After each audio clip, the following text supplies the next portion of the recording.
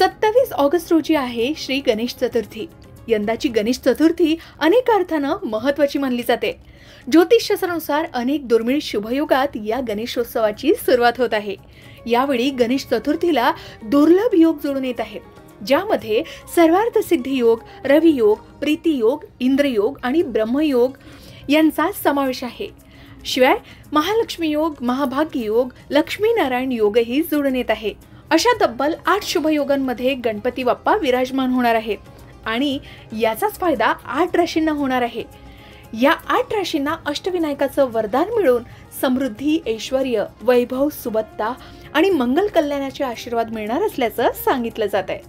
चला तर मग जाणून घेऊया गणपती उत्सवाची सुरुवात कोणत्या राशींना सर्वोत्तम, सर्वोत्कृष्ट आणि सर्वोच्च लाभांची ठरू शकेल। गणपती बाप्पांचा वरद हस्त कोणत्या राशींवर राहू शकेल। शिवाय आर्थिक आघाडी, कुटुंब, नोकरी, व्यवसाय, व्यापार, शिक्षण, करिअर, विवाह, वैयक्तिक जीवनात कोणत्या राशींवर कसा प्रभाव असू शकेल, चला सविस्तर जाणून घेऊया। त्यात पहिली भाग्यवान राशी आहे मेष रास। मेष राशीला संमिश्र ग्रहमानाचा अनुभव येईल। कामे झालीच पाहिजेत असा अट्टहास करू नका। काही अनपेक्षित अडचणी, कामातील बदल असे अनुभव येतील। शांत चित्तानं कामं करत राहा, आराम करा। भावी योजनांच्या बाबतीत गुप्तता पाळा, मात्र वेळ वाया न घालवता कामांची आखणी करून ठेवा। आर्थिक व्यवहार जपून करा।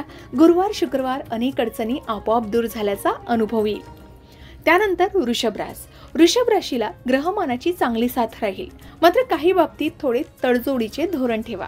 नोकरीत अचानक काही परिवर्तन होऊ शकतात, त्यातच घरातील जबाबदाऱ्या पार पाडाव्या लागतील। उत्साहाला उधाण येईल।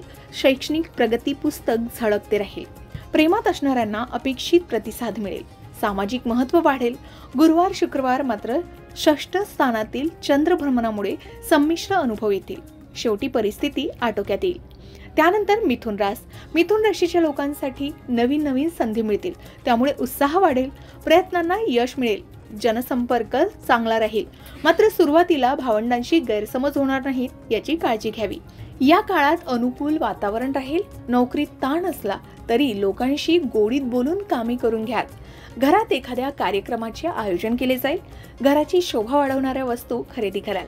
मुलांच्या प्रगतीसाठी अनुकूल वातावरण राहील। त्यानंतर कर्क रास। कर्क राशीला अनुकूल फळ मिळतील। धनलाभ, व्यावसायिक वाढ, गृहसौख्य, मुलांची प्रगती या दृष्टीनं हा काळ चांगला असेल। वैवाहिक जीवनात सुख, समाधान राहील। व्यवसायात भरभराट होईल। मोठ्या उलाढालीतून फायदा होईल। मोठी गुंतवणूक करताना खबरदारी घ्यावी लागेल। नोकरीत काहींना बदलाला सामोरे जावे लागेल। प्रगती साधण्यासाठी प्रयत्न करावेत। त्यानंतर सिंह रास। सिंह राशीच्या लोकांना मनात काळजीचे विचार राहतील। जवळच्या लोकांशी संवाद साधावा। जीवनसाथीचे मन दुखावले जाणार नाही याचीही काळजी घ्यावी। परिस्थिती बाजूनेच राहील। धनलक्ष्मीची कृपा राहील। जुनी येणी वसूल होतील। वडिलोपार्जित संपत्तीची कामं होतील। हाती घेतलेले प्रकल्प गती घेतील, त्यामुळे उत्साह वाढेल। आवडत्या भोजनाचा आस्वाद घेता येईल। भेटीगाठी फलद्रूप होतील। व्यवसायात भरभराट होईल। त्यानंतर कन्या रास। कन्या राशीच्या लोकांनी या काळात अचाट साहस करण्याच्या फंदात पडू नये, तसेच खर्चावर नियंत्रण ठेवावे। अनुकूल फळे मिळण्यास सुरुवात होईल। तरुण वर्गाला प्रेमात अपेक्षित प्रतिसाद मिळेल। भेटवस्तू प्राप्त होतील। विवाह इच्छुकांसाठी अनुकूल परिस्थिती राहील। एखाद्या बाबतीत निष्कारण ताणतणाव राहू शकतो। गुरुवारी आणि शुक्रवारी महत्त्वाची कामे हातावेगळी कराल। त्यानंतर तुळ रास। तुळ राशीची या काळामध्ये प्रगती होईल। आर्थिक आवक चांगली राहील, मात्र देवाणघेवाण करताना खबरदारी घ्यावी। नोकरीत प्रगतीला पूरक वातावरण राहील। पगार वाढ आणि इतर अनेक लाभ होतील। सुख सोयी वाढून मिळतील। अधिकारी वर्गाचे चांगले सहकार्य मिळेल। काही अनपेक्षित अडचणी येऊ शकतात। खर्च करण्याकडे कल राहील। प्रवासात सतर्क राहावं। अनोळखी लोकांपासून सावध राहा। गुरुवारपासून मनासारख्या घटना घडतील। जीवनसाथीशी मधुर संबंध राहतील। त्यानंतर वृश्चिक रास। वृश्चिक राशीला या वेळेत महत्त्व वाढेल। धनलक्ष्मी प्रसन्न राहील। अनपेक्षितपणे हाती मोठा पैसा येईल। नोकरीत नवीन जबाबदारी मिळेल। यातून महत्त्व सर्वांच्या लक्षात येईल। जवळच्या लोकांच्या भेटीगाठी होतील। व्यवसायात अनुकूल परिस्थिती राहील। यशामुळे प्रियजनांना आनंद वाटेल। गुरुवारी आणि शुक्रवारी खर्चावर नियंत्रण ठेवा। काहींना प्रवास घडून येईल। मन आनंदी राहील, मात्र प्रेमात असणाऱ्यांनी सावधपणे वागण्याची गरज आहे। कुणी तुम्हाला मोहाच्या जाळ्यात अडकवण्याचा प्रयत्न करू शकेल। त्यानंतर धनुरास, धनुराशीच्या व्यक्तींना भेटवस्तू मिळतील, ग्रहमान अनुकूल राहील, मात्र बेफिकीरपणे वागू नका. आपली कामं वेळच्या वेळी करा, सामाजिक कार्यात सहभागी व्हाल, मात्र काही लोक चुकांकडे बोट दाखवण्याचा प्रयत्न करतील.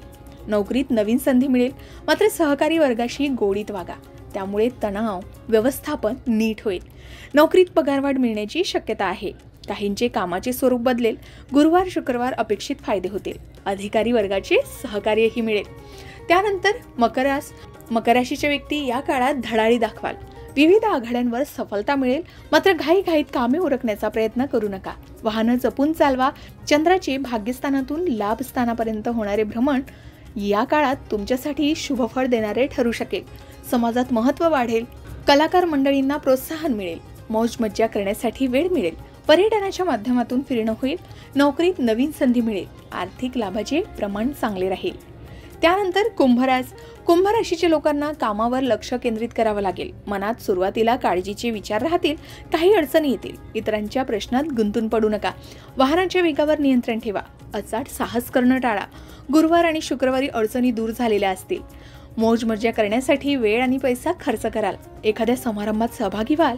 शनिवारी नोकरीत धावपळ करावी लागेल. नातेवाईकाच्या भेटीगाठीही होतील.